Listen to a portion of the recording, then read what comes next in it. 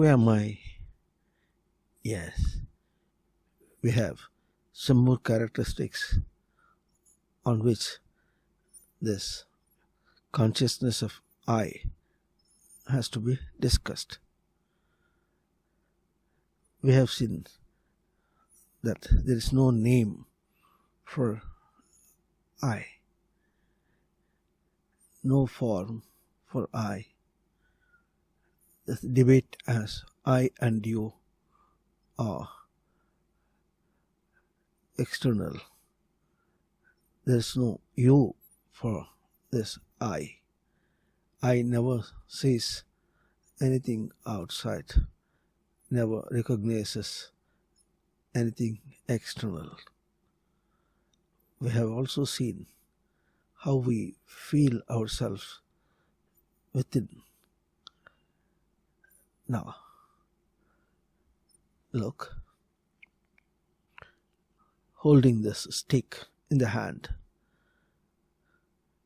This is externally revealed. Stick. Hand is externally revealed so that others can see it. But this grip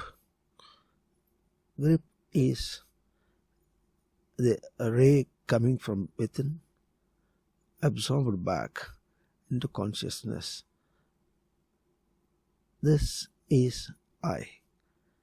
This I is not revealed like the stick or as the hand. So it is called avyakta. Now, holding this stick is an activity external, a job. But once it is released, it finds an end. But the grip, the feeling, the sensing of this grip doesn't find that end.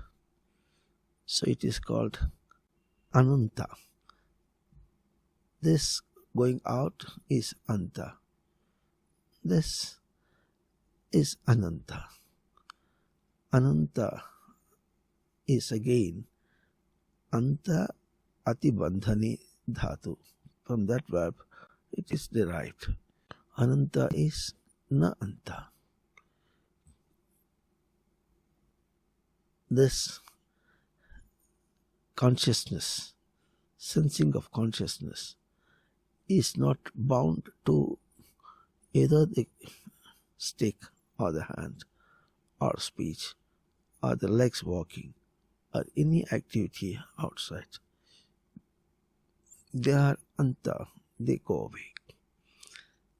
They are bound here for the consciousness so that they come into play. If they have to come into play, they are attached to this sense of consciousness of I. But I is Ananta. It is not bound by this. It is not attached to this. It can reveal itself by default of design. Again, stick is measured, say it's about 16 inches length, about 15 mm or 5 by 8 inches in diameter. It is measured physically, and the measure the stick does not know. The stick, the hand also is seen outside with 5 fingers moving, but the hand doesn't know it. It is a moved object. This is nirupya, that is pinpointed by a finger and said, this is like this. This name is, it can be named. This is named, I can say it. Hand is, it's also a name given by for transaction. But this grip is not defined that way. It is not defined either by the object of grip or the implement of grip or by the activity of the grip. It is a sense. The sense is applied here, and once the application is over, it is withdrawn. Once the application is over, the sense is withdrawn. So, it is anirupyam. It cannot be explained in terms of the external entities or in their units. Again, we have been telling that this consciousness of Yada, I, is universal, single version of the universe. Single version of the universe. That way it is one. But the word one in the language Samskrita is eka. The word eka is not only numeral, it is derived by a verb, inagatau, etiti ekaha, that which conducts, that which is attained, and that which is ever kept in awareness is eka. Aneka is a word, na eka eta aneka. That which is not eka, one. That which is not one is aneka. That which is not one, in English we say it is many. Many is showing all outside. Aneka is by numeral, it is said many, but as one is defined by the verb inagatau etiti ekaha, that which is conducted.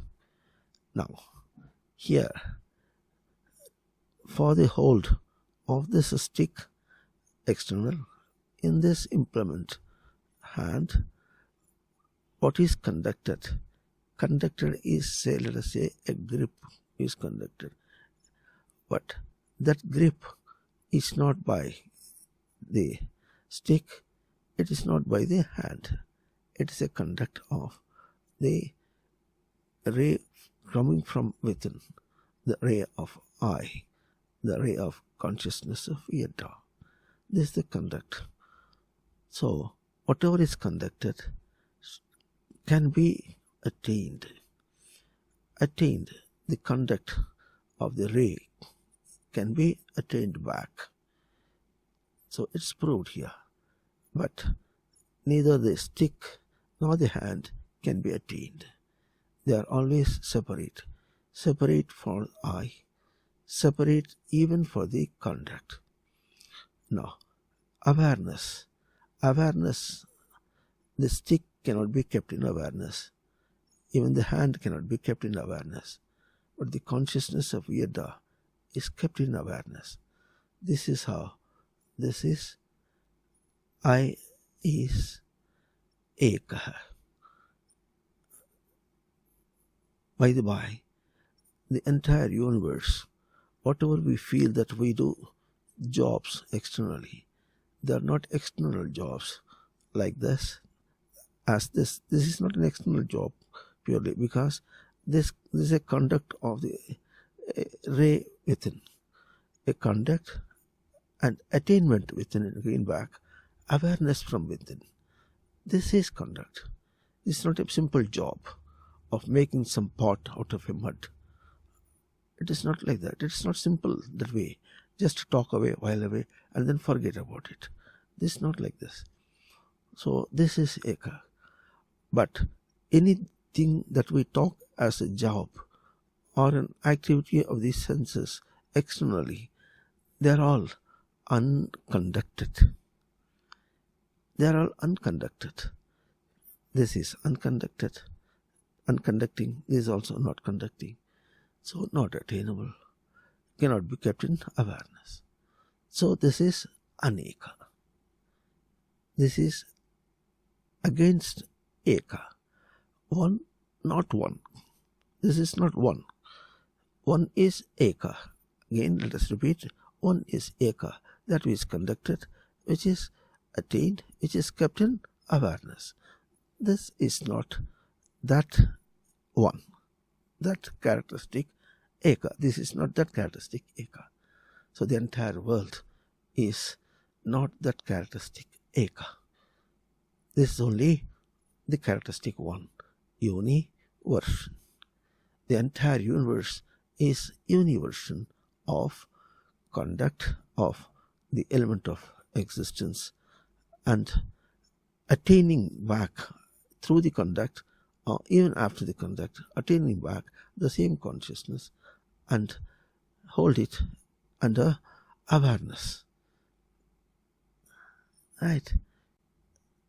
By this discussion, we derive at one point that this consciousness of Yada I is unparalleled, uncomparable, cannot be compared with anything. In all the virtues, it is not comparable. Nothing to deal with at all. Let us see, I doesn't deal with this at all when this ray come in. Even for what we call as a grip, it is not coming in contact with this, because the grip is the ray itself. Grip is the ray itself. So, ray coming out is the format of the ray. Grip is the format of ray. And then taking back is also format of ray. It cannot be compared with the stick or the hand. So much so, it cannot be compared with any object of the world, any material, or any job, or any conducting, or any doing. See, it is not possible. So it is aprameya, that cannot be measured. That cannot be measured in any terms except human lights. Okay. Now, we know that we have 5 sensory organs: sound, touch, view, taste, external taste, smell, external smell. They try to come, pierce through for seeking reception inside. But the sensories do not take it. They don't take it. Many times we speak realities, but we are not aware about it. Man says, I shall play a record. Okay. Listen, he says. He never says, take the sounds. He says, listen. Listening is different from the sounds coming out by playing a record. So there is a reality. See, we ask him to listen. Listening is receiving it in a different term, in a non-physical terminology, non-physical entities. So, I is Ashabda. This listening is non-physical, so much so, though the ear is a physical instrument, it conducts only non-physical behavior, in non-physical behavior, because it has to convey to the brain, and the brain in turn has to convey to the mind inside non-physical entities through intelligence to the source consciousness of Yada. So the sensory listening is aware of it. It is designed to be aware of. It is designed to work for non-physical conveying, though it is physical. Same way, touch. Somebody touches.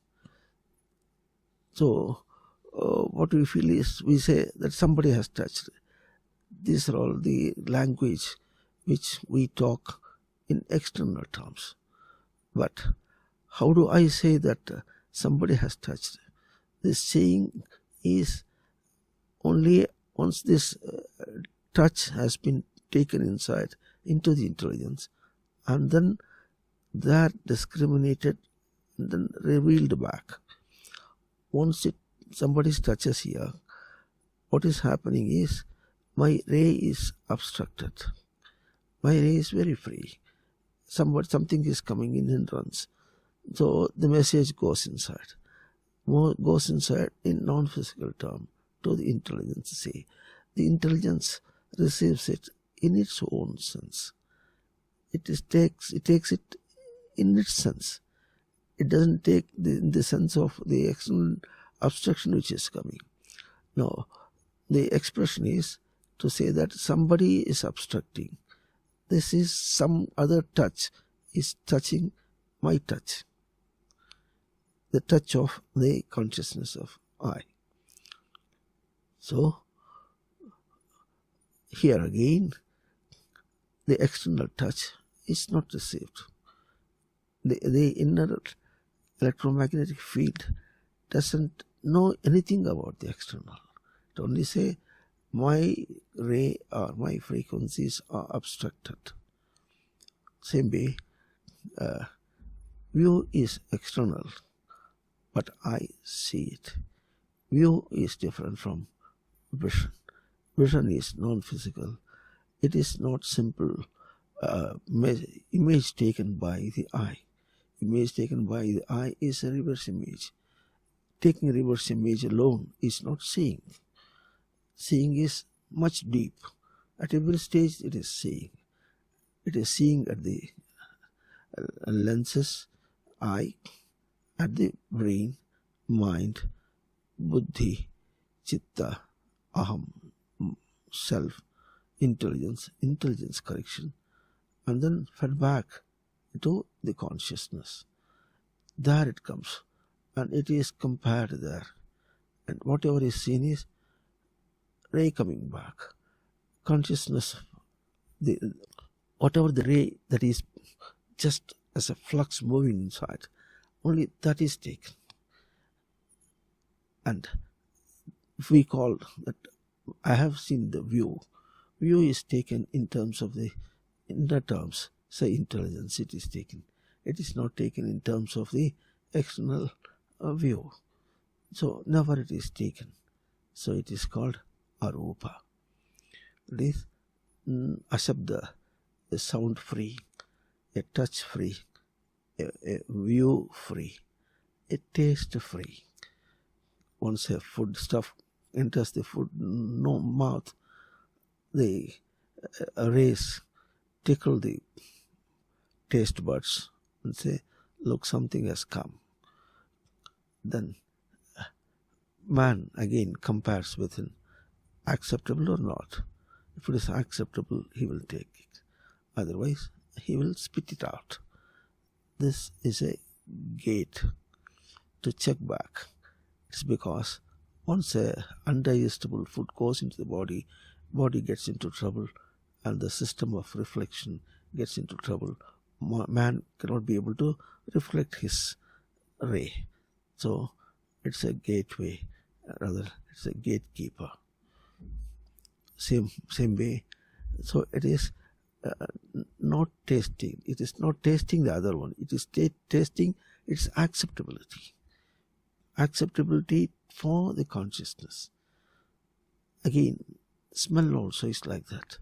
We call this a smell of the flower, or a foul smell and some debris. We call foul, but that foul entity doesn't know it's a foul smell, or the flower doesn't know that it has got a very grandeur smell. They are not aware of it. It's only the man who does it by his fashion of saying. No, once he wants to take it inside, he cannot, because his reception is only acceptability for him. Acceptability to sustain his consciousness of yada, consciousness of I. So this way, all the five senses are against their careers. For example, the sound is only a carrier. It brings the message of the space external. It's a carrier. It supplies the material, the message, and then goes back. What is received is the message. Message of space is non-physical. Sound is a physical conveyor, and then it conveys, physics goes away, the non-physical message is absorbed, taken in non-physical terms. So the language of I is a sustained and maintained entity in every drop, in every cell of this human body. Man should not reject it, nor he should not even go unaware of it. If he goes unawares, it is a grave mistake for him. Look, we have been discussing I. I is a consciousness. We have been talking on I. I is not something can be lifted and written on the board or in the sky. I is the activated element of existence taken to revelation, dwelling, discriminating, absorbing as awareness, an illumination of awareness, and taking it as accomplished entity.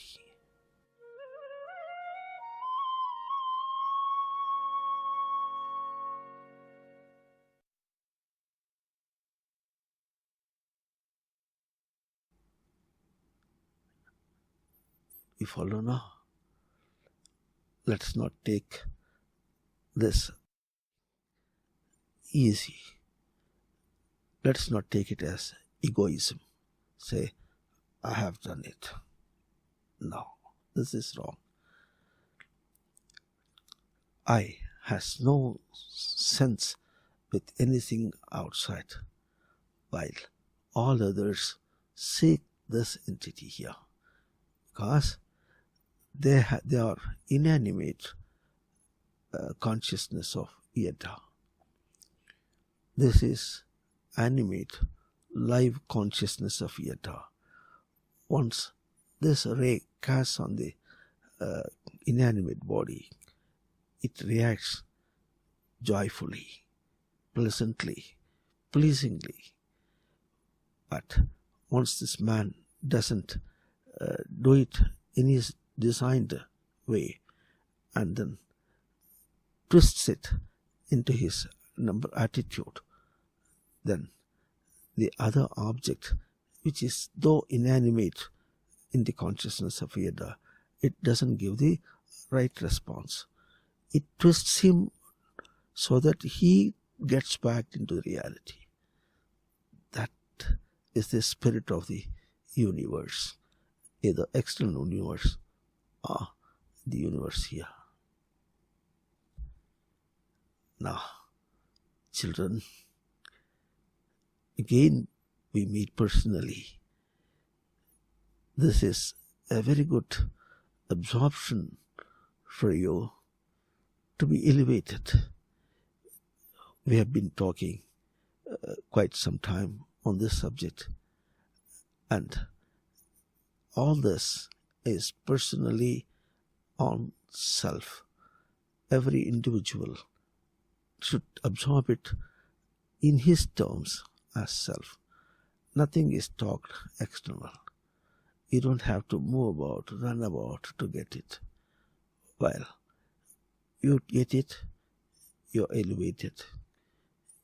You get elevated yourself. Absorb your colleagues.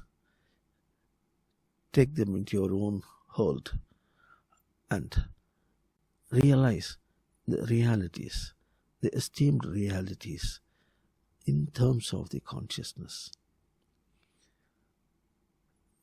You are immortals. There's no problem in this world. All the problems are by these imagined lifestyles of the world. Man is totally distorted in his lifestyle. His lifestyle distortion starts with his assumption by name, with his assumption by physical body, with his assumption of taking a birth, with his assumption of moving about with the external world, and more so with his assumption that his life is only with the externals, and knowingly or unknowingly he feels that he is enjoying, but he is dropping the enjoyment as well as the sorrows that he gets in the world. He cannot carry them. He cannot carry from one event to the other, leave alone carrying it as he goes from the physical body. He may go from the physical body, but he doesn't die. He is being. He is an entity of living. No, beyond that, he is an entity of existence. Existence has no non-existence. Existence has no distortions, no disturbances. That elevated sense of I, consciousness of I, are you, the children, the youth. Take it, be happy, live happy within, and look at the real design of the universe, external. Look at the real comprehending cosmos within as self. Right? You agree? You're feeling enthusiastic? Very good. Let's meet again.